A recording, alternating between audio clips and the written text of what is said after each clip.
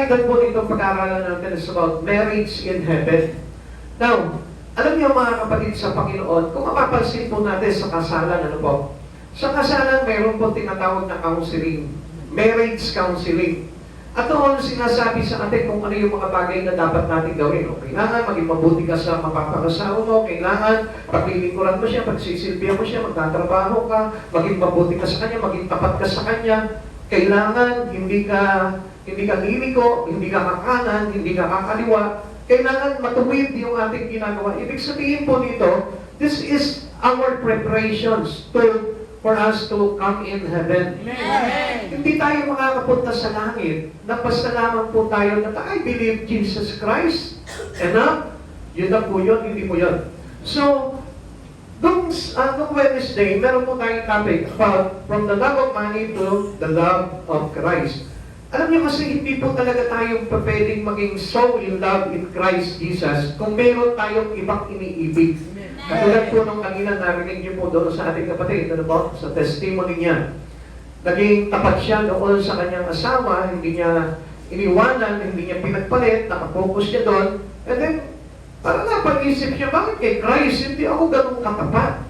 So there is something missing in our relations with God. So ibig sabihin po nito, huwag tayo mag-take advantage. Nandiyan naman si Christ, mahal naman ako ni Christ, He was the first one to love me and not me.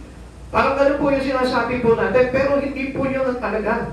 Kundi, para makapunta po tayo dito sa wedding day na ito, dito po sa pag-aasawa nitong lalaking ikakasal nito, which is our Christ Jesus, kailangan gawin natin yung preparation bilang mga bride kay Christ. Amen. So, I encourage you, people of Christ, na tayo po lahat, saksihan natin lahat ng pagtitipon.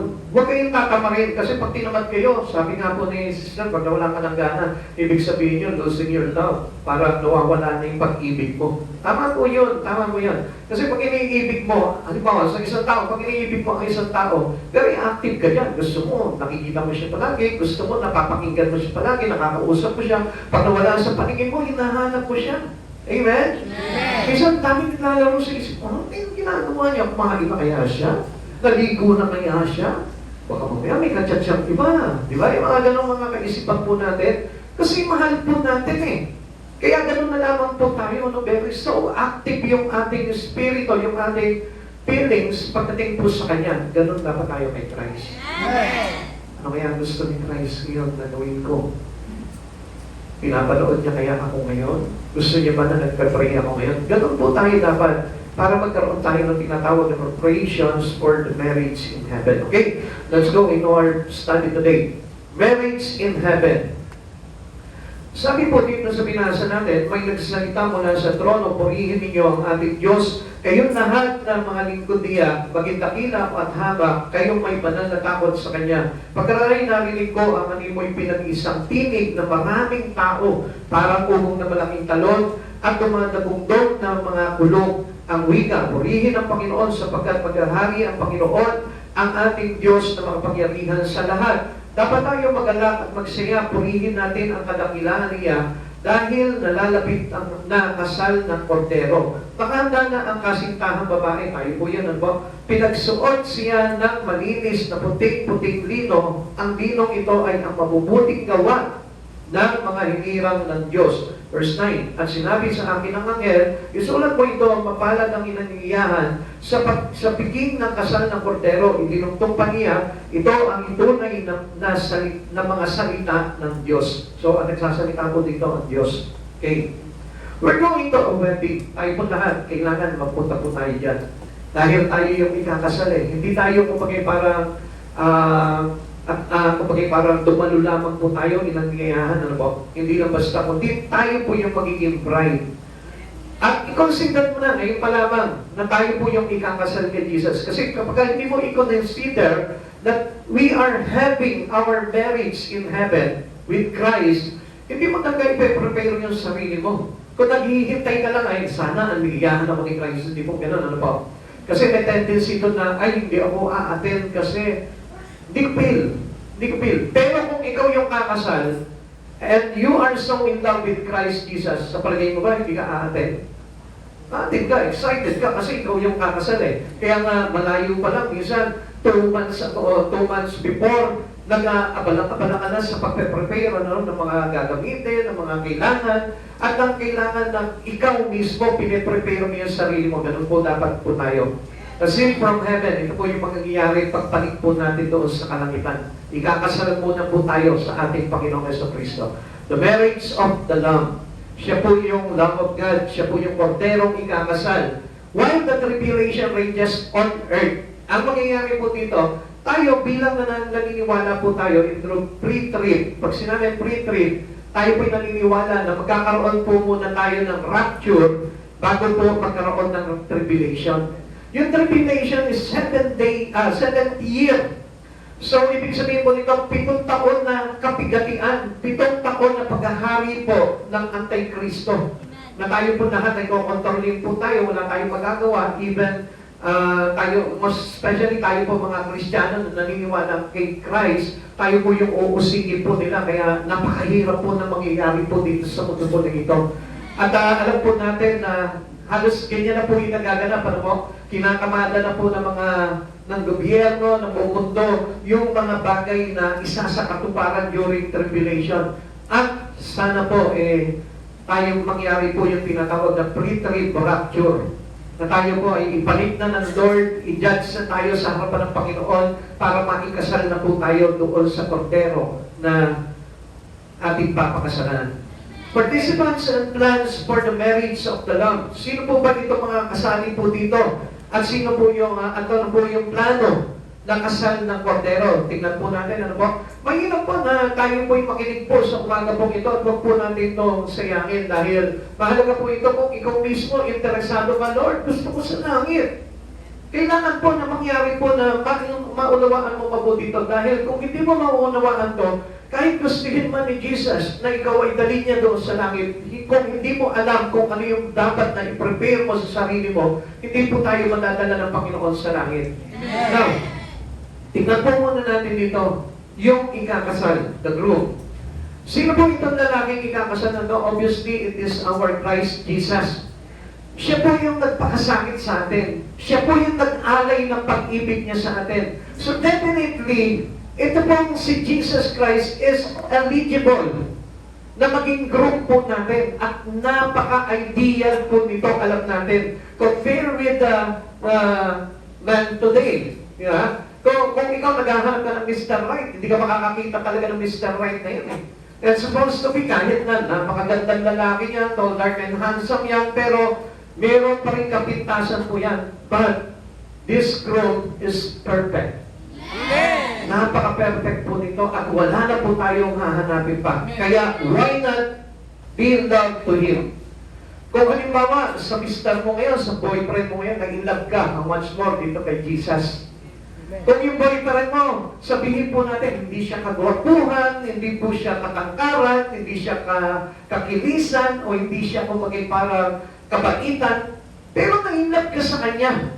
And how much more this groom? Itong groom na ito, perfectly serving for us, perfectly sacrificing His life for us para maligtas tayo. Tignan niyo yung kabutihan ng Diyos na ito. Doon pa lang inalay niya na agad yung buhay niya para maligtas tayo. And this is the right kind of groom that we need to have as a bride. Now, kung papansinin po natin, dapat basihan din po ng pag-aasawa, no? Ganito din po dapat Dapat merong Christ-like. Huwag kayong mag-aasawa ng hindi Christ-like, ng ayaw sa Diyos, ng hindi nagsisimba, ng hindi nagbabasa ng Bible, ng walang simpatya sa mga bagay na banal. Kaya nga, tingnan po natin, who is this groom? Sabi po ng Pahayag, chapter 19, verse 6 to 7, pagkatapos ay narinig ko ang parang sama-samang tinig na napakaraming tao, parang ugong na lumalagas ng tubig at nagundong ng mga kulog. Ganito ang sabi ng tinig, Hallelujah! Sapagkat nag-ahari ang Panginoon nating Diyos na makapangyarihan sa lahat, magalak tayo at magsaya, luwalhatiin natin siya sapagkat sumapit na ang kasal ng kordero at inihanda na ang kasintahang babae ang kanyang sarili. Now, tayo po yung bride. And supposed to be Meron na tayong idea who is this groom. Alam natin yan. Hindi naman po tayo magpapakasal kung hindi natin siya kilala eh. I know that you know Christ Jesus very well. Kilala mo na siya. Kaya lang, ang problema po natin, we know Christ Jesus, we know this groom, pero tayo hindi natin kilala yung sarili natin eh. Minsan sinasabi natin, I want to go in heaven, pero bakit nagdadawat tayo? Pupunta ba mo sa langit? Nasa sa'yo na po yan eh. Hindi na po natin pwedeng mag-doubt po tayo, mag-aalinlangan po tayo. Pupunta kaya ako sa langit? Nasa sa'yo na yan. Dahil pinakita na po sa atin kung ano yung gusto ng Panginoong Jesucristo sa atin para makapaganda tayo, pero hindi natin ginagawa. Amen. Amen.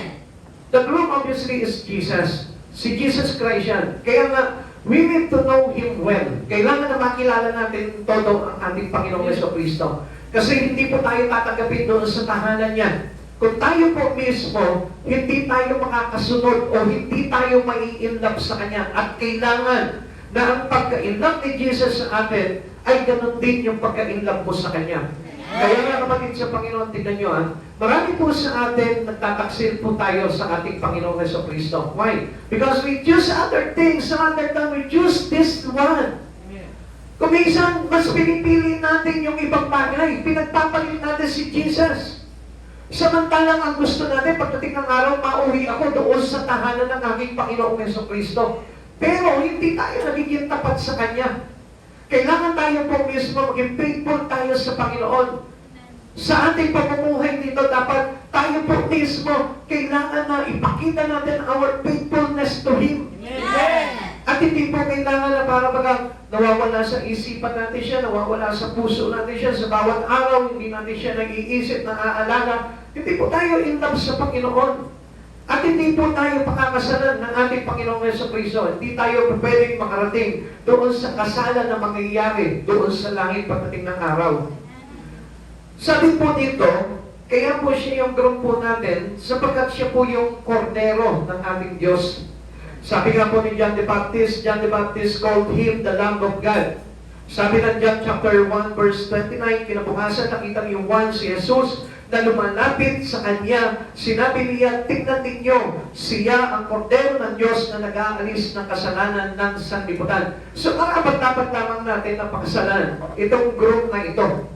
Sapagkat siya yung nag-aalay ng buhay. So ibig sabihin, sabi nga po ng Biblia, ano mo, great is the love of a person who laid his own life for his dearest friend. Now, kapatid sa Panginoon, tingnan niyo po yan. Di ba kapag meron kang kaibigan, ano po? Pagkaibigan kayong dalawa, minsan, ang bilis magka-developan. Bakit? Kasi pagkakaibigan mo, he was too much concerned with you. He's taking care of your life. He's taking care of your needs. Parang ganun po siya. Maliban na lamang po kung yung kaibigan mo sakim. Gusto lang, makasarili lang, walang intindi kundi yung sarili niya lang. Pero sa magkaibigan, di ba, nagbibigayan po sila? Ito po yung ginawa sa atin ng Lord Hindi niya tayo itinuring ng mga alipin, kundi itinuring niya tayo bilang kaibigan sapagkat ang alipin ay hindi nauunawaan ang nais ng Panginoon. Kaya nga, sa pagiging kaibigan natin, anong ginawa ni Jesus? He lays His own life. He sacrificed His own life.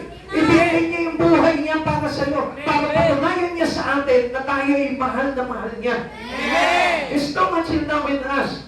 Kaya nga iniwan niya lahat-lahat Iniwan niya yung kalangitan, yung kanyang trono, dahil sa pag-ibig niya sa atin. For God so loved the world, He gave His only begotten Son. Now, alam niyo po ba, ito po si Jesus was identified as an ultimate divine sacrifice destined to take away the sins of the world. So meaning, ito po si Jesus Christ is the ultimate groom na ibinigay sa atin talaga. Bakit? Kasi siya yung karapat-dapat na mangangalaga sa atin. Kaya nga, sa church, mapapansin po natin, why we submit into the church? Because the head of the church is no other than but Jesus Christ. Kaya napakahalaga po ng tinatawag na pagsisimba. Kung bakit ka nandito ngayon, we are submitting our life unto worship into the head of the church, which is Jesus Christ. Siya yung ulo ng iglesia. Kaya tayo bilang mga bride of Christ, bilang church tayo yung bride of Christ, tayo po ay nagpapasailalim sa ating lalaking ikakasal. Kaya kapatid sa Panginoon, kapag hindi ka nagsisimba, paano ka maipapakasal kay Kristo? Kapag hindi ka interested sa pakikinig ng salita ng Diyos, every service, paano bang ikakasal kay Kristo? Ang sabi pa po natin, the greatest dream that we ever had is to be with Him in His paradise. Gusto natin makasama tayo, makabilang tayo doon sa paraiso ng Diyos. Pero paano mangyayari yun kung hindi natin siya kikilalanin bilang Lamb of God? Kordero ng Diyos na nag-aalis ng lahat ng ating kasalanan. Now, alam natin na hindi tayo mapapabilang doon sa langit kung makasalanan pa rin tayo. At yung kasalanan na yon, ang Diyos ang maglilinis doon sa pangalan ng ating Panginoong Hesukristo. Kaya, hindi ka makakarating sa langit kung hindi siya yung lalaki na ikakasal sa iyo. Amen. Kaya tanggapin mo na si Jesus, mailap ka na kay Jesus. Habang may panahon pa, dapat piniprepare mo na yung sarili mo. Ano ba kung sabi po dito? He was worshipped as the Lamb in heaven. Maging sa langit, siya po yung tinutukoy na Lamb in heaven. Pahayag chapter 5 verse 12. Umaawit sila ng malakas, ang korderong pinatay ay karapat-dapat na tumanggap ng kapangyarihan, kayamanan, karunungan, kalakasan, kaluwalhatian, papuri at paggalang. Ito yung dapat na inuukol natin sa Kanya. Amen? Amen?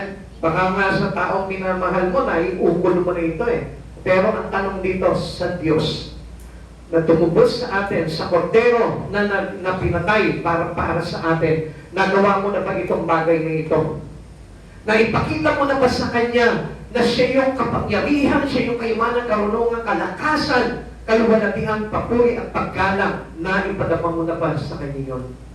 Kapatid sa Panginoon, kung hindi mo pa na ipapadama yun, kung gusto mo na ikaw mismo pagdating ng araw, makasama ka doon sa wedding in heaven, to be a bride to Christ Jesus, gawin mo itong mga bagay na ito kay Kristo. In preparations, ito our way to heaven.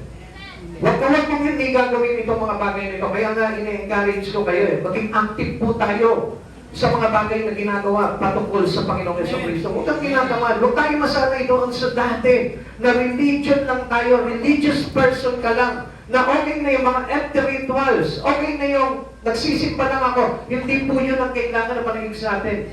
It's about your relation, an intimate relations to God. Para maging talagang tamang-tama yung ating magiging pagpapakasal sa ating Panginoon, kailangan gawin natin yung mga bagay na yun. What else? He was called the Lamb that was slain. Siya po yung kordero na pinatay. Hinandog siya para sa atin. Kaya karapat-dapat lamang na ibigin natin itong Diyos na ito. Maliban na lamang po kung ingratitude po tayo. Halimbawa, mayroon nagdigtas sa iyo sa dilang na kamatayan. Hindi ba lubos-lubos ang pasasalamat mo sa Kanya o iiwanan mo na lang siya? Wala ka diyan, basta ako, naligtas mo na ako, okay na ako doon. Hindi tayo gano'n, di ba? Kapag mayroon halimbawa sumaklolo sa atin, parang sinagip tayo sa bingit ng kamatayan, di ba? Todo-todo tayong pasalamat. Hanggang maaari, gusto natin gawin sa Kanya kung ano yung mga bagay na dapat natin maibalik sa Kanya yung pasalamat natin. Ganun po tayo dapat sa ating Panginoon. Amen. Because He was slain because of us. Because of our sin. Amen. Tandaan natin, hindi po siya papatayin kung hindi tayo sa kasalanan po natin. Amen. Sabi ng Pahayag chapter 5 verse 8 to 12. Nang ito'y kunin niya, nagpatirapan sa harapan ng kordero ang 4 na buhay na nilalang at ang 24 na matatandang pinuno. Bawat isa ay may hawak na alpa at may gintong mangkok na puno ng insenso na siyang mga panalangin ng mga hinirang ng Diyos. Inaawit nila ang isang bagong awit. Ikaw ang karapat-dapat na kumuha ng kasulatan ng kabalumbon at magtanggal sa mga selyo niyon. Sapagkat pinatay ka at sa pamamagitan ng iyong dugo ay tinubos mo ang mga tao para sa Diyos mula sa bawat lahi, wika, bayan at bansa. Ginawa mo silang isang lahing maharlika at mga pari na itinalaga upang maglingkod sa ating Diyos. At sila'y naghahari sa lupa. Tumingin ako sa puli at narinig ko ang tinig ng milyon-milyon at libo-libong mga anghel. So, dito pinapakita po sa atin, yung kanyang pagpatay sa kanya, may kinalaman po para tubusin lamang po tayo. Kaya nga doon sa langit, Ang sabi doon, siya yung may kapangyarihan na magbukas ng nakabalumbong kasulatan. Tuloy pa po natin, sila'y nakapaligid sa trono sa apat na buhay na nilalang at sa matatandang pinuno at umaawit sila ng malakas. Ang korderong pinatay ay karapat dapat tumanggap ng kapangyarihan, kayamanan, karunungan, malakasan, kaluwalhatian, papuri at paggalang. Verse 12, ito yung dapat na ginagawa na natin. Tayong mga hinandugan ng Panginoon ng kanyang banal na dugo at ng kanyang sariling buhay, tinubos tayo sa kasalanan, ito na yung dapat na ginagawa natin. Amen. In preparations for the coming marriage to the Lamb, our wedding in heaven, ito yung dapat na mangyari. Ito na dapat yung pagpaparangal mo sa Panginoon. Hindi na yung parang paniwala lang sa iyo si Jesus. Hindi siya yung kayamanan mo, hindi siya yung karapat-dapat sa iyo. Hindi siya yung parang, kumbaga parang nagbibigay ng karunungan, ng kalwalatian, ng papuri, paggalang. Hindi siya yung naiuukulan natin. Now, if you believe that Jesus can bring you into heaven, ito yung dapat na ginagawa natin sa Kanya. Di ba pwedeng hindi gawin ng isang taong tinubos ng Panginoong Jesucristo ang mga bagay na ito?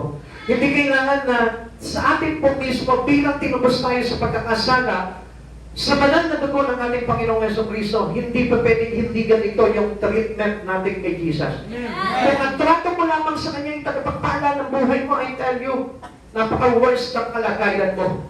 Kung sa tingin mo, siya lamang po yung laging kailangan mag-iingat sa iyo, superhero lamang siya ng buhay mo, I tell you, hindi tayo maidadala ng Panginoon doon sa kanyang kalangitan. Dapat yung talagang paggalang, yung pagpipitagan, yung iyong pagpupuri, yung iyong pagluwalhati, lahat ng lakas, kayamanan, dapat na kay Kristo. Kaya nga sinabi ko, dito siya yung may karapatan na magbuklat ng kasulatan na kabalumbon. Alam niyo po ba ang ibig sabihin ko? Yung kasulatan na kabalumbon na yon, ito po yung isang mahalagang dokumento o kasulatan na hawak ng Diyos Ama. Ang may hawak po nito, our Father in Heaven. At katuparan ng layunin para sa mundo at sa katapusan ng kasaysayan, siya magbubukas po nun. At alam niyo po ba kung sino po yung mga nakatala doon? Yaong mga nagparamdam kay Jesus ng ganitong bagay. Ginawa mo siyang kayamanan, siya yung iyong kapangyarihan, siya yung iyong kaluwalhatian, kalakasan. Kung bagay sa kanya nakasentro yung buhay mo. At I assure you, nakalista ka doon sa kanakabalumbong kasulatan ngayon. Kaya kapatid sa Panginoon, huwag natin sayangin yung pagkakataon na ito. No? Kaya napakahalaga po ng bawat pag-aaral na dapat maintindihan natin yung mga bagay na ito. Alam niyo kung bakit na kuminsan hindi po natin nauunawaan yung bawat aral? Kasi nga po, skip tayo ng skip eh. Even in school, di ba? Kapag lagi ka nag-i-skip sa eskwelahan, hindi mo na babantayan yung mga pagtuturo ng teacher. Kaya ano nangyayari? Nagpa-fail ka kapag may exam, nagpa-fail ka, hindi mo nga sagot kapag may oral recitation. Bakit? Kasi kulang yung knowledge mo. And people destroy because of lack of knowledge. Sabi niyo, sayang. Kaya nga kung gusto mo na talagang maligtas ka, kailangan put your trust in Christ Jesus. Put everything. Put your life into Christ Jesus. Ilagay mo sa Kanya yung buhay mo. Focus on Christ and not on everything in this world. Kaya kung minsan, alam niyo, nakasalalay na lamang po yung kaligtasan natin sa ating paniniwala na lang eh. Sariling paniniwala and not to those things that we need to believe in Christ Jesus. Yun yung kailangan natin. Ano ba yung dapat paniwalaan mo kay Jesus? Itong mga bagay na ito. Hindi yung binubuo mo lang, kinecreate mo lang sa sarili mong isipan. Basta maging mabait ako, maliligtas na ako. Come on, hindi po yan eh. Basta maging masipag ako, tapat ako sa pamilya ko, mabuting tatay ako, okay na, maliligtas na ako. Come on, hindi po ganun yan. It is a big lie. Meron tayong patuntunan na ipinapakita sa atin ng Panginoon according to the words of God na kailangan natin na sundin. Para na sa ganon, pagdating ng araw tayo po ay maikasal dito sa lalaki na ito na ating Panginoong Jesucristo. Jesus called himself the bridegroom. Si Jesus po mismo, tinawag niya yung sarili niya. Sabi niya po sa Mateo chapter 9 verse 15, sumagot siya, dapat bang malungkot ang mga panauhin sa kasalan habang kasama pa nila ang lalaking ikinasal? Kapag wala na ito, saka pa lamang sila mag-aayuno. Ito po yung sinabi niya doon sa mga alagad niya. Sabi po kasi nung mga tao po doon, sabi niya, ba't hindi nag-aayuno yung mga alagad mo? Sabi po, bakit sila mag-aayuno? Bakit kailangan sila malungkot? Kasama pa nila ako. Kung hindi na nila ako kasama, doon sila dapat malungkot dahil hiwalay na sila sa akin. Ngayon, kapatid sa Panginoon, hindi ba dapat na malungkot ang isang tao na wala si Jesucristo sa buhay niya? Amen. Pero bakit mas masaya pa yung mga tao na wala sa Panginoon? Yung mga tao na hindi nag-church, yung mga taong ayaw paglikuran ng Panginoon, bakit sila pa yung masigit na masaya? Alam niyo kung bakit? Kasi mali yung pagsasaya po nila. Yung pagsasaya po nila ay hindi nauukol sa kasiyahan ng langit. Amen.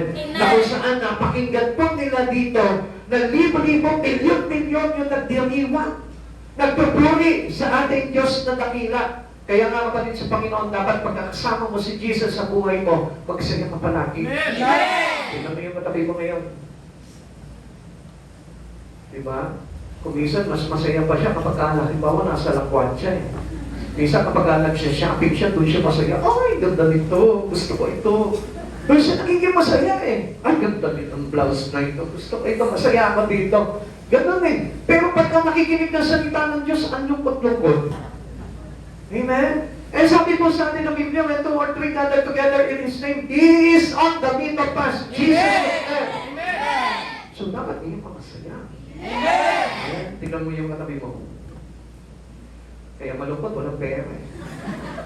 Yan ang problema eh. Gitos ang pera eh. Kaya lang sumasaya kapag nakakakita ng bundle-bundle na pera, bibilang na, ano po. Amen? Hindi niya alam, mababayad niya lang yun. Hello? Okay, tignan pa po natin, ano po, kung paano paghahanda yung kailangan po natin. The parable of the wise and the foolish. Alam na po natin ito, yung 10 virgins. Ito po sa dalaga na ito, 5 dito ay hangal, 5 dito ay matatalino. So, a parable about the return of Christ, a warning for us all to be ready. Ang sabi po dito sa Mateo chapter 25 verse 1 to 13, pinakita po dito na mayroon pong 10 dalaga naghihintay sa lalaking ikakasal. Inabot po ng gabi itong lalaking ikakasal, kaya sila po ay nakatulog. At nung sumigaw na po, may sumigaw na narito na yung lalaking ikakasal, agad na ito po mga 5 dalagang hangal, walang extra oil, kaya aandap-andap na yung ano nila. So, ito naman, matatalimong dalaga, mayroon silang extra oil, kaya yung kanilang ilawan ay hindi umandap-andap.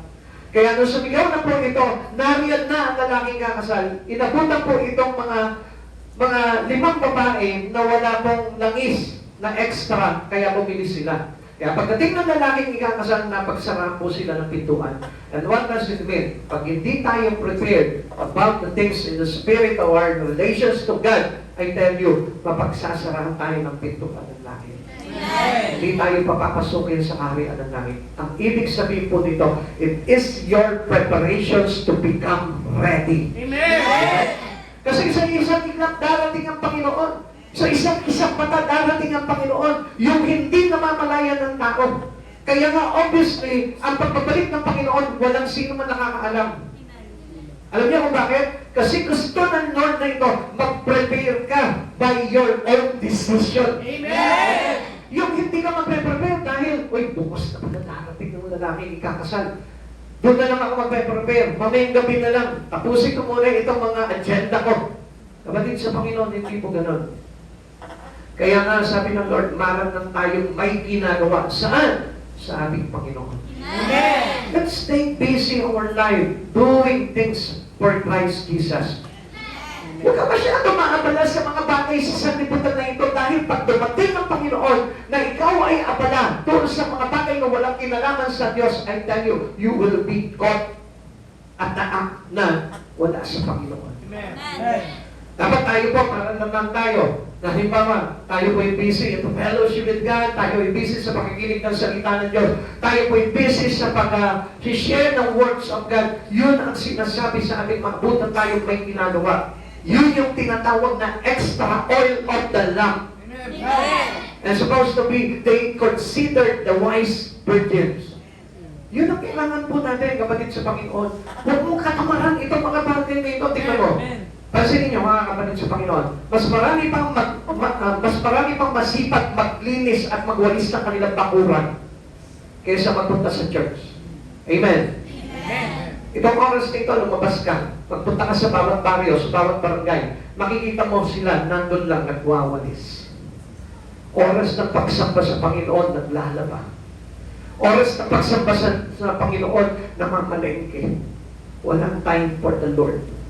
And that was a real talk. Amen? Binigyan tayo ng Panginoon na 6 days of working and the 7 days is for God. Amen. Pero anong ginagawa mo? Sayang naman itong oras na ito na nga lang pahinga ko kasi wala akong pasok ngayon Ang sama natin sa Panginoon, sa totoo lang Alam niyo, kanina, sabi ko, yung testimony po ni Sister, sakto-sakto, sabi ko, pasok na pasok. Pagdating po sa mga bagay sa Panginoon, tinatamad tayo. Pagdating sa mga bagay sa Panginoon, ayaw natin paglaanan ng pera. Ayaw natin paglaanan ng oras. Pero sa pakikipag-date sa iba, nag-iipon ka pa. Amen?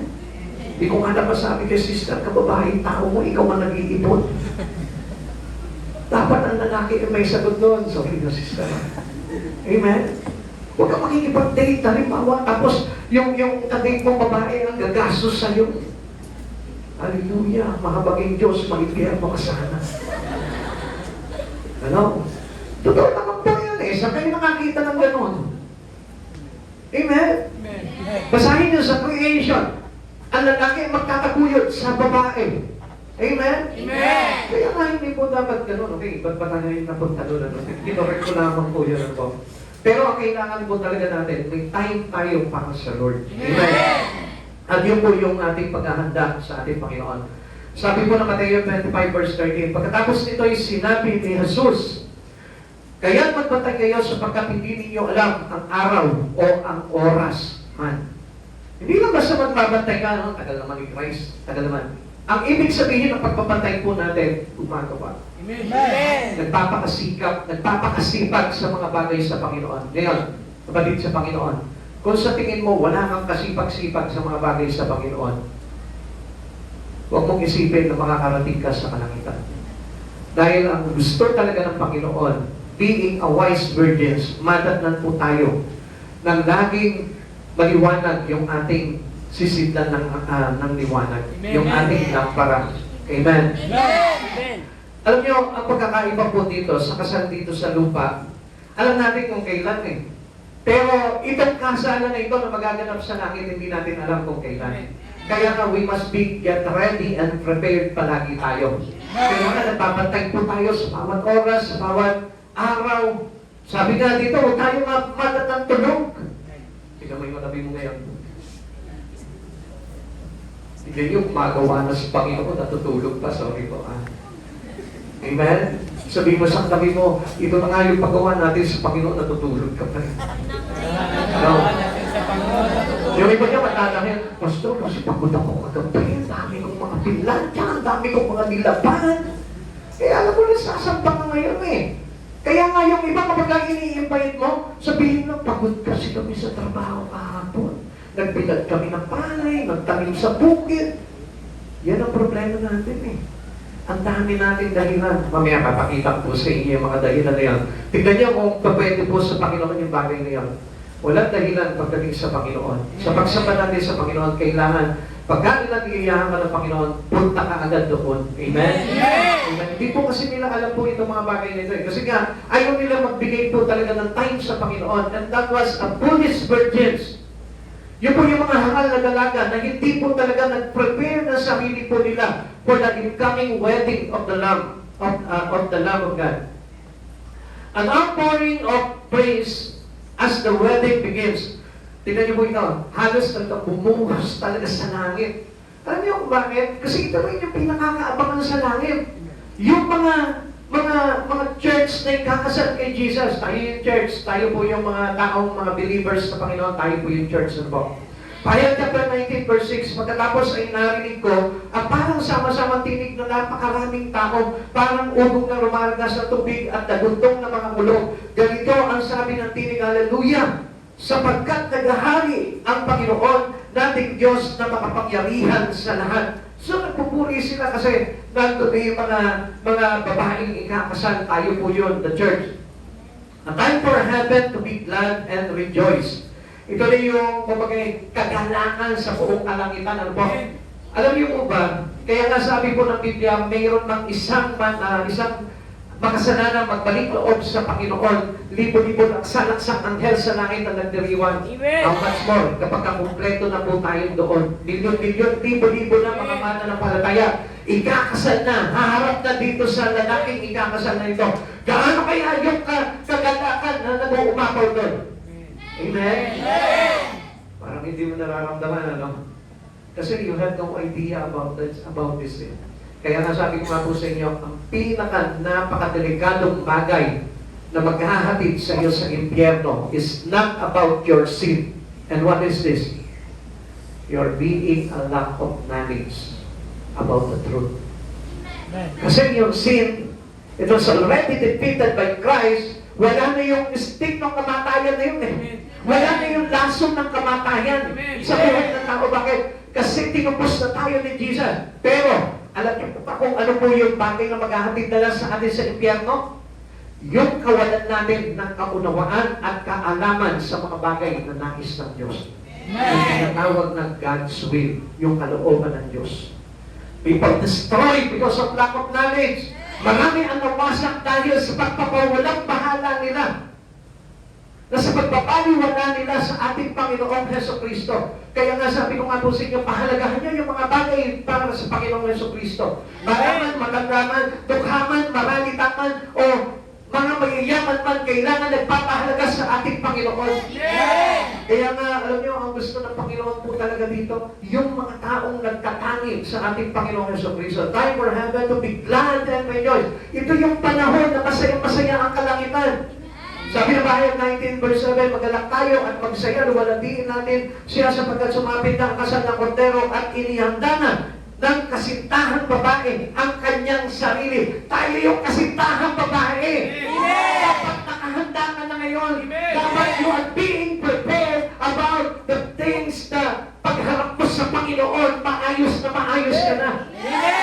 Tingnan nyo, sa mundo kapag magpapakasal ka, nagpapamakeup ka, nagpapaputi ka, anong ginagawa mo? Nagpapasexy ka, nagpaparibag ka ng buhok, maayos, maganda ka, para pagharap mo doon sa lalaking papakasalan mo, sasabihin niya sa iyo, ang ganda mo.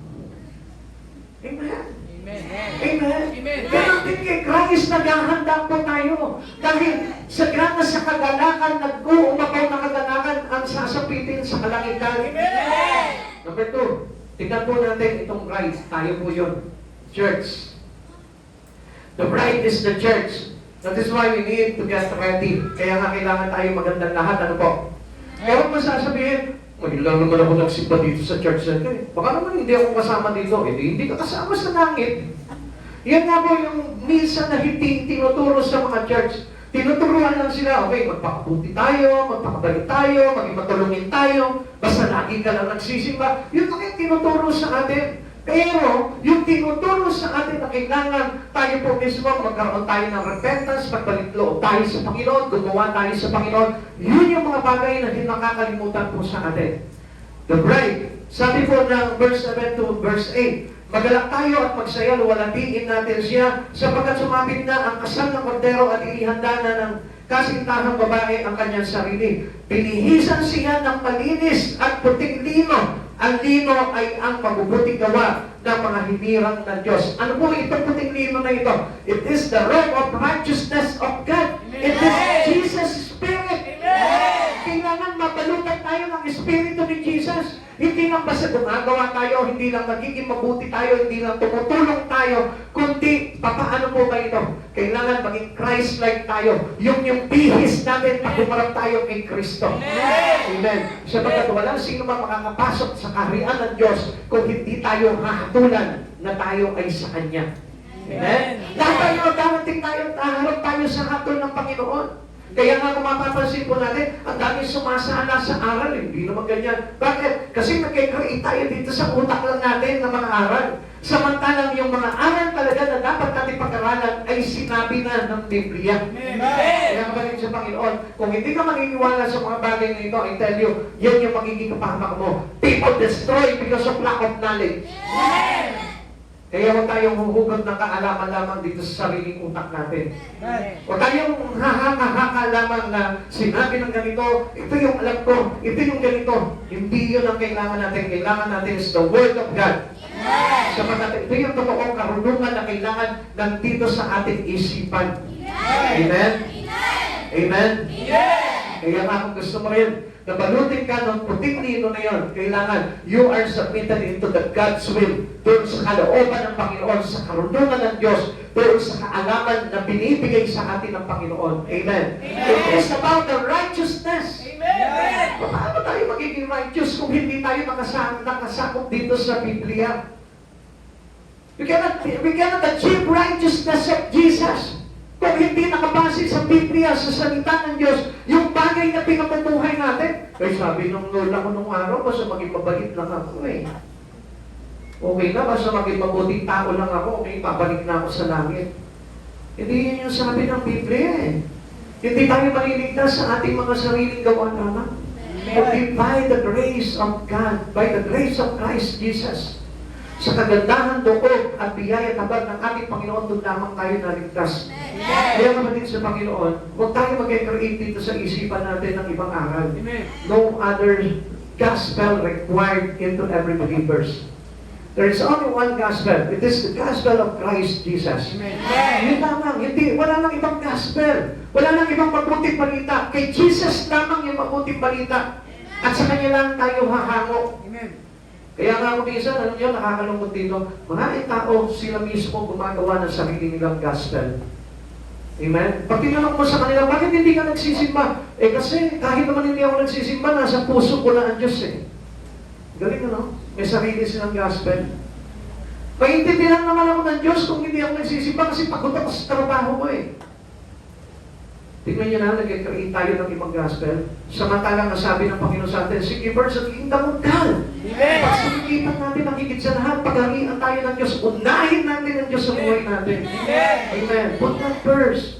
Every wedding should remind us of Christ and His church. Kaya nga kapag may mga pinapakasal po dito, no, dapat maintindihan natin na ang pagpapakasal ay katulad ng kay Kristo at ng sa Kanyang iglesia. Amen. Paano nagpapasakop ang babae? Sa kanya mapapangasawang lalaki. At paano yung ugali ng isang lalaking ikakasal? Amen. Amen. Sabi ng mga, di ba? Sabi ng Biblia, magpasakop ako sa aking asawang lalaki. Paano ka magpapasakop sa kanya? Kung halimbawa naman, hindi naman Christ-like yung ginagawa niya. Amen. Because the head of the church is Christ Jesus. Ano hindi naman natin sinabi, ay, hiwalayan mo na yan. Wala nang hiwalayan po yun eh. Ang kailangan lamang po doon is to encourage, to teach them, to edify him about Christ Jesus. Amen. Kung meron kang asawa, sabi mo, paano ako mapapasakop sa asawa kong lalaki? Eh, puno-puno siya ng bisyo, marami siya mga bagay na ginagawa masama. Paano ako magpapasakop sa kanya? And then, anong part mo ngayon? Dahil kasal na kayo ngayon, you are one together, magkaisa na kayo ngayon, hikayatin mo siya, edify him, palakasin mo siya sa ating Panginoong Heso Kristo. Amen? Hindi yung, sabi ni Pastor, pagka hindi mga Christ-like, hiwalayan ko na lang eh. Wala sinasabi ang Pastor na gano'n. Amen? Tulungan mo siya. Kasi siguro baka nag-asawa kayo, nagpakasal kayo, nang wala pa kayong alam pagdating sa Biblia, sa turo ng Iglesia. Amen? Kaya nga, doon pa lamang kailangan, tayo po mismo magkaintindihan tayo. Bago ka magpakasal, kailangan, alam mo na kung ano yung bagay na karakter ni Jesus na bubuuin mo para sa iyong asawa. At bilang mga bride of Christ naman, tayo naman mga babae naman, anong dapat? Kailangan tayo po mismo, magkaroon din naman tayo ng pagpapasakop. At tayo mga lalaki naman, kailangan mahalin natin ang asawa natin mga babae. Amen? So, iyon po yung pinaka-sense ng pagpapakasal. Hindi yung Pando ko dito kaya. Amen? Kaya tuloy yung mga bibig ng mga iba eh. Kung ano-ano na yung pumapasok. Kaya nga kanina natatawa po ako doon sa testimony ng kapatid natin. Sabi niyo, mamamatay na ako, maghahanap na ng iba yung aking asawa. Hanap agad ng iba. Hindi gano'n. Huwag gano'n, ano mo. Huwag kayo mag-iisip ng gano'n. Eh, malay niyo kung ikaw lang talaga yung pinakasalan niya at uli at una papakasalan niya. Amen? Kaya huwag na tayo magkaroon ng kaisipang gano'n, ano po. Ang mahalaga diyan, magsama kayo habang buhay. Amen? Amen. Amen. Amen. One teaching duties of husband and wives. Tingnan po natin ang po. Ano po ba yung turo po dito ni Pablo? Basahin po natin para maliwanag. Sabi po ng Efeso chapter 5 verse 22 to 33. Sige, pakibuksan na po yung ating mga Biblia.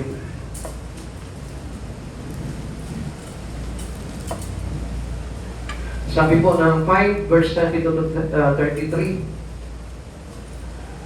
Okay, mga babae, pasakop kayo sa inyong asawang tulad ng pagpapasakop ninyo sa Panginoon. Sapagkat ang lalaki ang ulo ng kanyang asawa, tulad ni Kristo na siyang ulo ng iglesia sa kanyang katawan.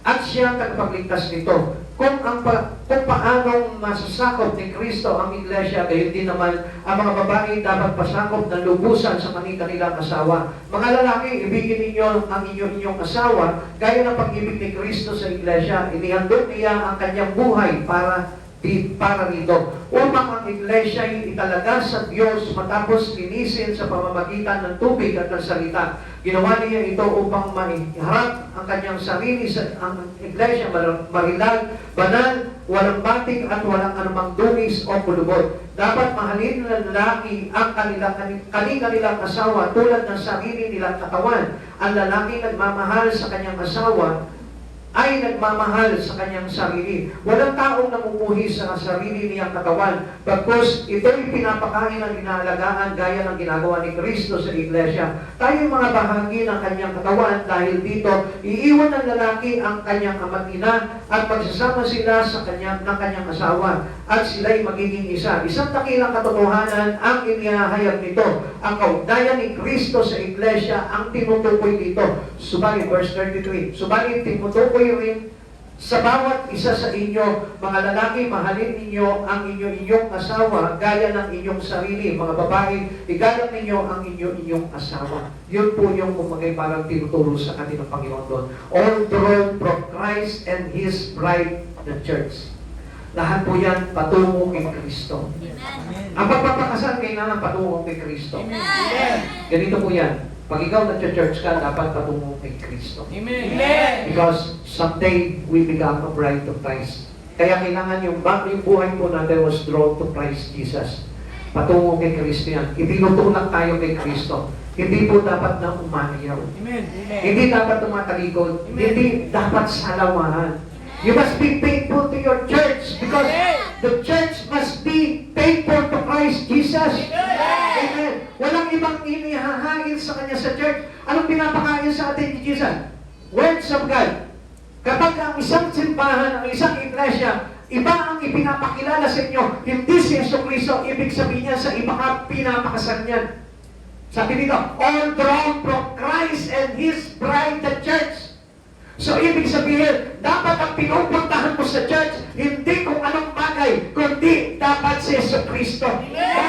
Kay Jesus tayo ikakasal. Hindi tayo sa pera ikakasal. Hindi tayo sa hanap buhay ikakasal. Hindi tayo sa ayuda. Hindi tayo sa kung anumang bagay. Hello? It is sad to hear na mayroong mga churches today na ano po yung offer sa kanila. It is not Christ Jesus, but things above on earth. Eh, saan mo sila ipapakasal? Saan mo sila ipapakasal doon sa bagay na yun? Hindi po ba ang sabi po dito, all drawn from Christ, bilog tayo dapat kay Kristo, galing tayo kay Kristo, dapat papunta tayo kay Kristo, pabalik tayo. Kaya nga lahat hinango po yan kay Jesus eh. Kaya nga yung church na yun, dapat hindi kung ano-anong bagay ang ino-offer doon. Alam nyo, sometimes ito narinig ko lamang po Wala po akong tinutukoy ng mga church dito. Bakit marami pong church? Ang front po nila is about lending. Ino-opera po nila yung mga miyembro nila ng lending. Sorry to tell you, hindi po yun tama. Okay, tama po yun na tumulong tayo sa kapwa natin, magbigay tayo ng mga livelihood program, tulungan natin sila kung paano mabuhay, pero dapat hiwalay sa church yun. That is not the business of the church. Ang business ng church is soul winning. Kaligtasan ng kaluluwa. Si Kristo ang dapat. Na kapag ka, mayroong church na sinasabi sa iyo, uy, doon, pwede doon, may nagpapakutang doon. Doon, mayroong mga nagkakawang gawa doon. Huwag yun ang puntahan mo. Dapat ang unang-unang maging basihan ng church ay walang iba kundi si Yesu Kristo. Balitaan niyo po ako dito sa church nito. Pag merong nag-akay sa inyo dito at sinabi dito na yayaman kayo dito sa church na ito, balitaan niyo po ako doon. Ititiwalag ko yung nag-akay sa inyo dito.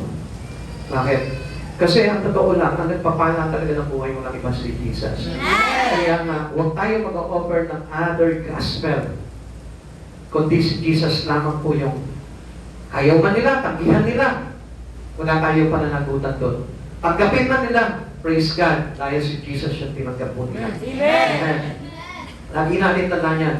Sabi ng Efesians chapter 5 verse 2, mayroon dito malalim na hiwaga at sinasabi ko yan nga ito'y tumutukoy sa kaugnayan ni Kristo sa Iglesia.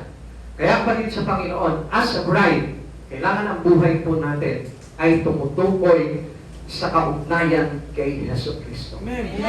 Bilang tayo yung mga believers to Christ Jesus, dapat you must believe only in Christ. Not on the things on earth. O dun sa mga bagay-bagay sa mundo na ito. Sabi ko, kung ang sumasampalataya ay ang pag-asa lamang po nila sa buhay na ito, kay Kristo ay yung mga bagay sa buhay na ito, sila na po yung pinakmasahol.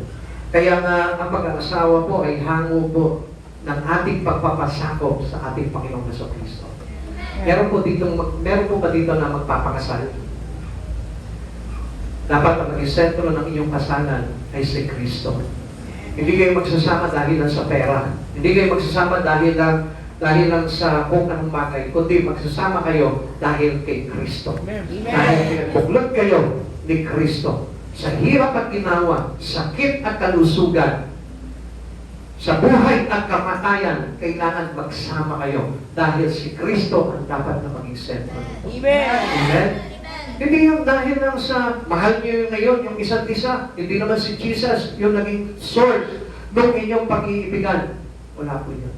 Hindi magtatagal po yun. Amen? It is the same with the believers in Christ. Na kapag nandito ka ngayon, nag-church ka ngayon, dahil lamang sa isang kasintahan, dahil lamang sa isang bagay na in-offer sa iyo, at hindi si Kristo, I tell you, bukas makalawa, wala ka na sa gawain ng Panginoon. Bakit? Kasi ang totoong layunin talaga ay kailangan mailapit tayo kay Yesu Kristo. Amen? Amen? Naintindihan po ba natin yun? Bakit po ba? Kasi Jesus died to pay for the sins of His bride. Siya yung namatay. Ngayon, paano tayo maniligtas kung ang tema ng church na pinuntahan mo ay hindi si Kristo, kundi iba yung bagay na ipinrod sa atin? Paano ka maniligtas? Hello? Hindi tayo magpagsalita, no? Napapaisip tayo, oo nga, no? Kasi kung talagang si Jesus talaga yung pinunta ko dito, maliligtas ako. Amen. Kung talagang si Jesus yung pinuntahan ko dito, hindi ako mawawala dito, faithful ako. Amen. Hindi ako tatamarin, hindi ako manlalamig, hindi ako magiging taksil sa Panginoon. Siya yung iibigin ko dahil tapat ako umiibig sa aking Diyos na dakila tagapagligtas na tumubos sa akin sa lahat ng aking mga pagkakasala. Amen. Amen. Makita niyo po yung sakripisyo ni Jesus. Siya inihandog niya yung sarili niya. Subalit tayo, nagtataksil pa rin tayo sa Panginoon. Hindi natin maging tapat sa Kanya. Hindi tayo maging solid sa ating Panginoong Jesucristo. The bridegroom's grace makes the bride gown possible. Kaya nga po, hindi tayo mabihisan itong trahe de boda na ito. Amen? Kaya tuloy ngayon, kinakasal kung ano-ano na mga suot ngayon. Amen. Makikita niyo kinakasal, yung trahe de boda nila kulay green, kulay black, kulay, iba na yung kulay. Kaya nga, white yung traditional gown na kailangan na isuot natin. Amen. Amen. Ako may tinamaan niya ito.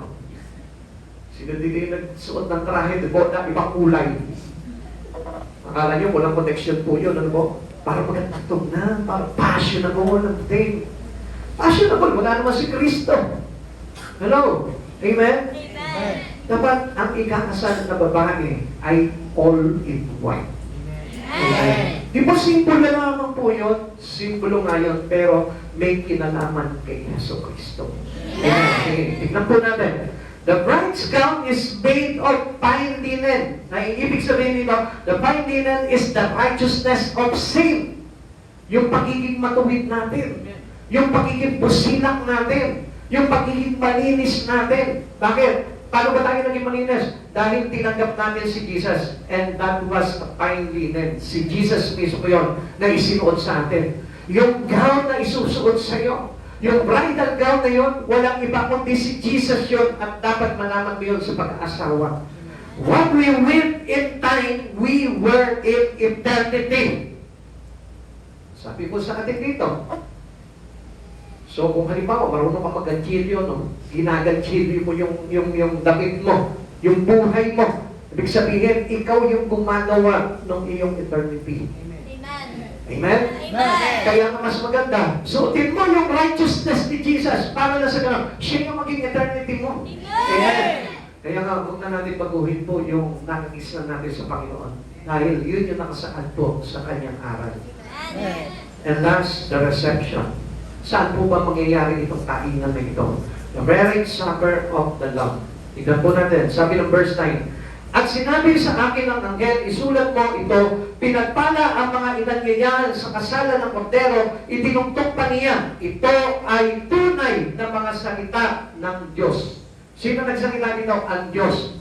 At sino po dito yung inanyayahan? Hindi lamang po siya bisita.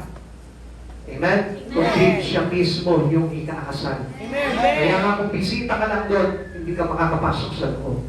Dahil ang lahat ng uupo sa long table na yon, sa supper of the Lamb, ang uupo lang man doon yung bride, yung ikakasal. Amen? Amen. Tatandaan niyo po ba na kapag may kasalan po, saan nakaupo yung bride at yung groom? Sa harapan. Amen? Amen. And the rest is sponsored doon sa mga gilid, sa mga malapit doon. Kapatid sa Panginoon, dapat nandun tayo sa harap ni Jesus. Lahat tayo, into the long table. Wala doon sa gilid, wala doon sa sulok, kundi nandun tayo into the long supper of the Lamb. Amen. Bakit? Ano po ba ang ibig sabihin ito? Revelation chapter 19 verse 9 pronounces, a blessing of those invited to the marriage supper of the Lamb, representing the ultimate union between Jesus Christ and His redeemed people, the church in heaven. Tayo po yun. Ibig sabihin, pagkakaisahin na tayo ng Diyos doon, solidify na yun. So, it signifies a glorious celebration, divine fellowship, and the culmination of salvation, highlighting the joy of believers sharing in Christ's eternal victory. Yun na. Tapos na. Walang hanggan yun. So, kasama na natin si Jesus nun. Kasama na tayo ng Diyos doon sa kanyang kaharian. Kaya ngayon yung the best event na mangyayari, yung kasalan na magaganap po doon. Amen? Amen. Here is the greatest peace in heaven. All present at the supper are especially blessed. Napaka-mapalad po natin. Kung tayo po yung magiging kasama doon sa kasalan ng Lord. Good food will evidently be a part of heaven. Ako, ang sarap ng kainan po natin doon. And I assure you, hindi ka ma-high blood sa mga pagkain doon. Amen? Hindi mo na kailangan na uminom ng maintenance dahil all was clearly in the goodness of God. Lahat po yun. Inayos na ng Panginoon po yung mga bagay ngayon. At napakasarap na po ng mga bagay na mangyayari at magaganap po doon. There is good reason to celebrate a marriage of love. John 3:16, sabi po dito, for God so loved the world, ito na po yun, nangyari na. Ikakasal na po tayo sa Kanya. Marriage that will last forever.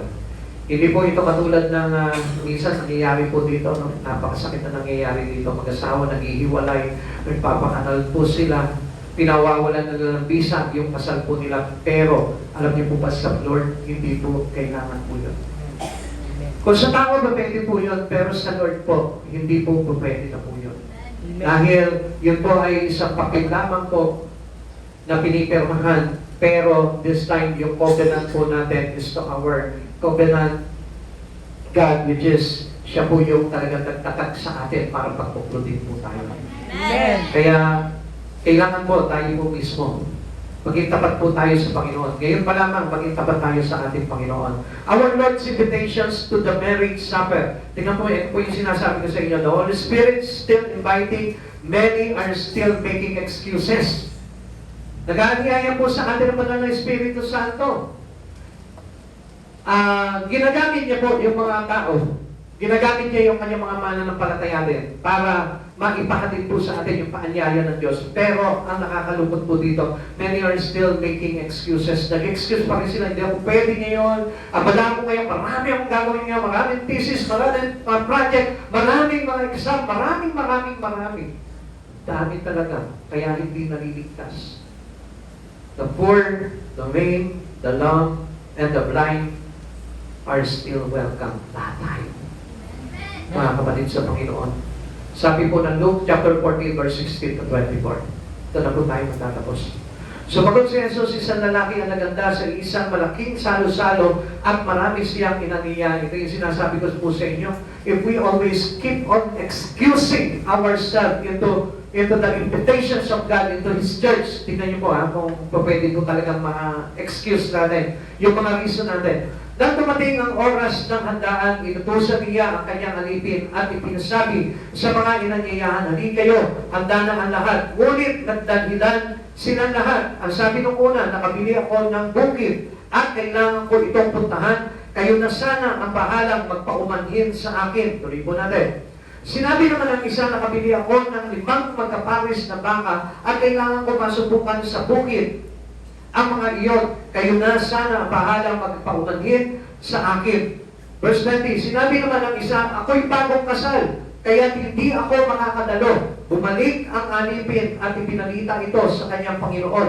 Nagalit ang Panginoon at sinabi sa alipin, pumunta ka kaagad sa mga lansangan at sa makikibot na daan ng lungsod at isama mo rito ang mga mahihirap, mga lumpo, mga bulag, at mga pilay. Tingnan niyo po ito mga people with disabilities na po itong inangayahan ng Lord. Verse 22, pagkatapos sinabi ng alipin, Panginoon, nagawa ko na po ang inuutos ninyo, ngunit marami pang bakanting upuan. Ayaw ng Lord yung mga bakanting upuan na yan. Pumunta ka sa mga lansangan at sa mga daan at pilitin mo pumarito ang sino mang makita mo upang mapuno ang aking bahay. Tingnan niyo po ito. Kaya makukulit yung mga alipin ng ating mga Panginoon, yung mga naglilingkod sa Panginoon, binabalik-balikan kayo, kinukulit kayo para madala kayo sa church dahil yun ang gusto ng ating Panginoon.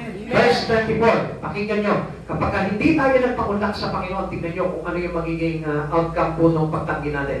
Sinasabi ko sa inyo, isa man sa mga unang inanyayahan ay hindi makakatikim ng aking handa. Anong ibig sabihin? They are not welcome to the coming wedding in heaven. Paano ka maliligtas?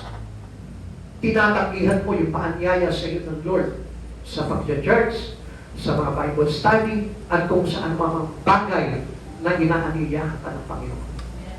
Kaya nga kapatid sa Panginoon, accept the gracious invitations of God today. Huwag mong pahihindihan yun. Pag sinabi niya, pagsimba ka ng Wednesday, magsimba ka, paunlakan mo yun. Hindi ka bulag, hindi ka dumpo, wala kang kapalsanan, hindi ka baldado, para hindi ka makarating doon sa lugar na pinag-aanyayahan sa iyo ng Panginoon. Mabuti pa nga yung mga may disability, nagpapaunlak sila sa Panginoon. Pero tayo, mga pinagpaalak, nakabili ng baka, ikakasal, nakabili ng bukid, pero hindi mapaunlakan ng Panginoon. And this is the same today, people of God. Marami tayong mga excuses para hindi tayo makapagpaunlak sa Panginoon. Minsan yung trabaho natin, minsan yung pag-aaral natin, minsan yung pamilya natin, minsan kung ano-anong mga bagay na nire-reason out natin sa Panginoon para tanggihan naman yung paanyaya ng Panginoon. Pero gusto kong malaman po ninyo, sa bawat pagtanggi, sa bawat reason, sa bawat excuses, ito yung nakabantay po sa atin. Verse 24. Sinasabi ko sa inyo, isa man sa mga unang inanyayahan ay hindi makakatikim ng aking hanggan. Those who reject the invitations of God, kailanman hindi mapapabilang doon sa tinatawag ng marriage in heaven. The marriage to the Lamb of God. Kaya kapatid sa Panginoon, mag-isip ka. Kung sa bawat pagtanggi mo, na akala mo merong magiging bagay na makabubuti sa iyan, nagkakamali ka. Sa bawat pagtanggi ng isang taong inaanyayahan ng Panginoon, hindi makakabuti sa kanya itong bagay na ito. Sapagkat this is our preparation for the coming wedding in heaven. Kapatid, kung gusto mo na pagdating ng araw, maging bride of Christ ka, paunlakan mo lahat ng paanyaya sa iyo ng Panginoon.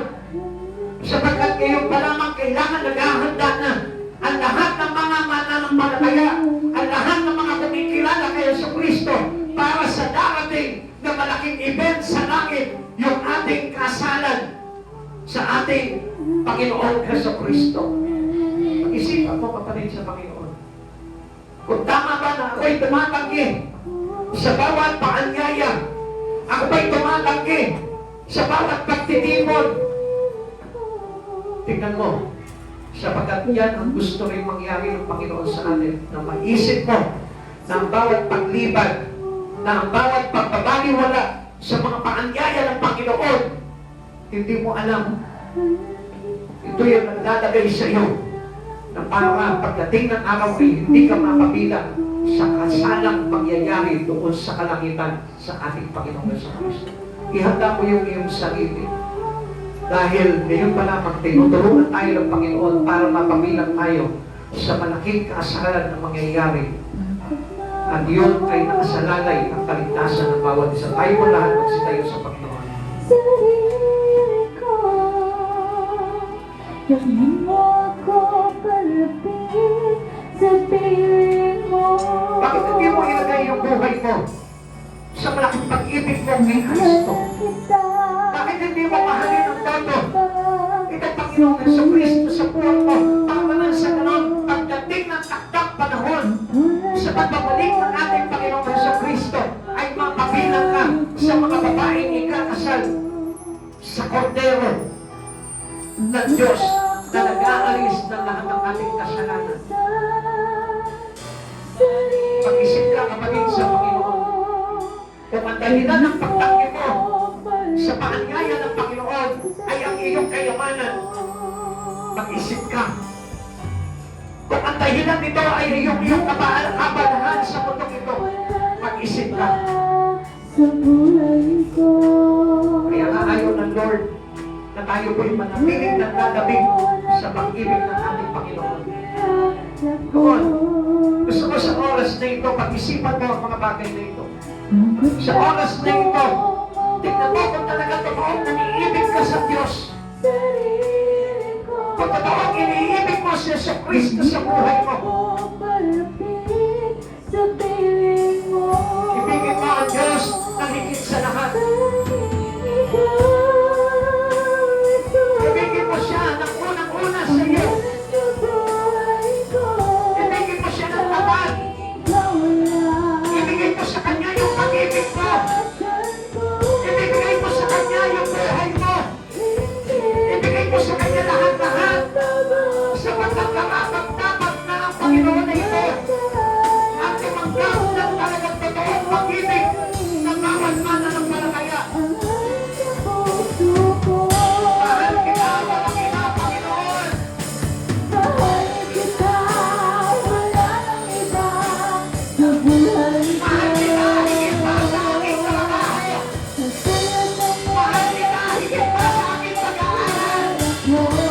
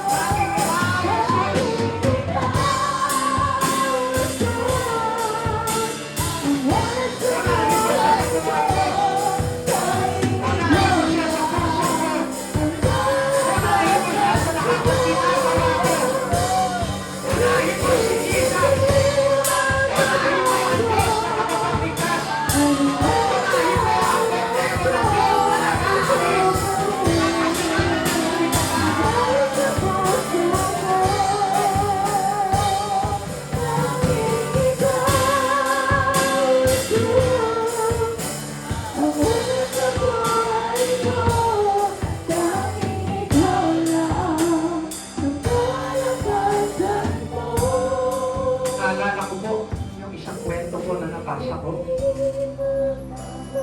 Sa pagkasintahan na pinaghiwalay ng kamatayan. Nagmahalan sila simula pa ng kanilang pagkabata. Hanggang siya dumating ang takdang panahon. Nagpaalitan sila ng pag-ibig sa isa't isa. Ipinangako nila sa isa't isa na wala ng ibang mamahalin kundi ang bawat isa lamang. Dumating ang hamon ng buhay na kung saan itong dalaga ay naaksidente. Siya po ay nabangga at namatay. Sa pagdadalamhati nitong binata dahil sa sobrang pag-ibig niya dito sa dalaga na ito, hiniling niya doon sa mga magulang ng dalaga na kahit napatay na, itong babae na ito ay papakasalan niya pa rin. Ang tunay na pag-ibig, ang tunay na pagmamahal ay hindi mapaghihiwalay ng kahit na anong bagay. Hindi mapaghihiwalay ng kayamanan ng mundo. Hindi mapaghihiwalay ng kahit na ano pa mang kaabalahan mo dito sa mundong ito. Bakit hindi mo italaga ang tapat na pag-ibig mo kay Jesucristo upang sa bawat pagkakataon na subukin man ang pag-ibig mo na ito sa Diyos ay hindi mo kailanman ipagpapalit ang pag-ibig mo kay Jesucristo. Yan ang tapat na pag-ibig kay Jesucristo. Subukin ka man ng panahon, subukin ka man ng kahirapan, subukin ka man ng karamdaman, hindi mo pagpapalit ang pag-ibig mo kay Jesucristo na nag-alay ng kanyang sariling buhay. Kapatid sa Panginoon, wala tayong karapatan na hindi pag-ukulan ng pag-ibig na wagas ang Panginoong Jesucristo. Ang totoong umiibig ay nagbibigay ng buhay para sa kanyang minamahal. Kapatid sa Panginoon, if you want someday to witness the marriage of the love of God and want to be His bride, ngayon pa lamang, mahalin mo na ng todo ang Panginoong Jesucristo. Huwag mo siyang pagpapalit sa dami ng iyong pera. Huwag mo siyang ipagpapalit sa sukat ng kayamanan mo. Huwag mo siyang ipagpapalit sa mga pangarap mo. Huwag mo siyang ipagpapalit sa yaman ng mundo ito. Sapagkat natatangi lamang na kayamanan si Jesucristo sa buhay ng lahat ng sumasampalataya. Mahalin mo ang Diyos. Mahalin mo si Jesucristo. Higit pa sa buhay ko. Italaga mo sa kanya yung buhay mo na ito. At makikita mo isang araw, magkakabuntay ka, ikaw mismo, makakapasok ka sa kaharian ng Diyos. Mahal kita, Panginoon. Mahal kita, Jesus. Wala nang iba. Hallelujah. Ang hari sa puso ko.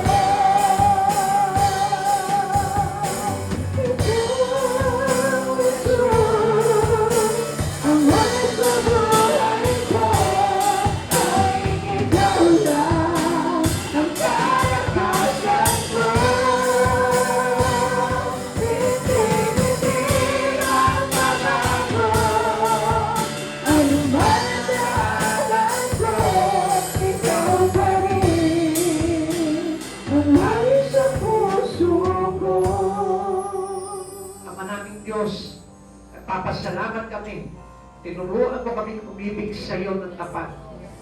Hayaan mo, Panginoon, na mapanghawakan namin, Panginoon, ang pag-ibig na ito sa iyo, Panginoong Jesus, hanggang sa iyong pagbabalik.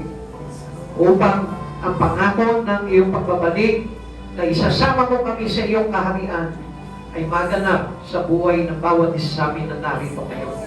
Tapat na pag-ibig, Panginoon, ilagay mo sa puso ng bawat isa sa amin. Wagas na pagmamahal, Panginoon, ang lagi naming nararamdaman. Panginoong Jesus, maraming salamat po. Sapagkat batid po namin, O Lord, hindi mo papaalam sa amin ang mga bagay na ito kung hindi mo makikinibig ng lubos na higit pa sa sarili mong buhay. Panginoon, maraming salamat po, O Lord, Dalangin ko, Panginoon, na huwakan mo ang puso ng bawat isa. Huwag mong hayaan, Panginoon, na mapasukan ng ibang pag-ibig ang aming mga puso. Kundi pag-ibig mo po lamang, Panginoong Jesus, na karapat-dapat, Panginoon, sa lahat ng sumasampalataya sa iyo. Maraming salamat po, Lord. And we pray, Lord, na mapapabilang kami sa malaking kasalan na ito na magaganap sa iyong kalangitan, O God. Maraming salamat po, Lord, nananatili kami ng mananampalataya mo. Mananatili kami maglilingkod sa iyo. Mananatili kami magpupuri sa iyong kadakilaan pagpakainaman. Maraming salamat po, Lord. Ingatan mo po ang bawat isa sa aming mga pag-uwi, O God.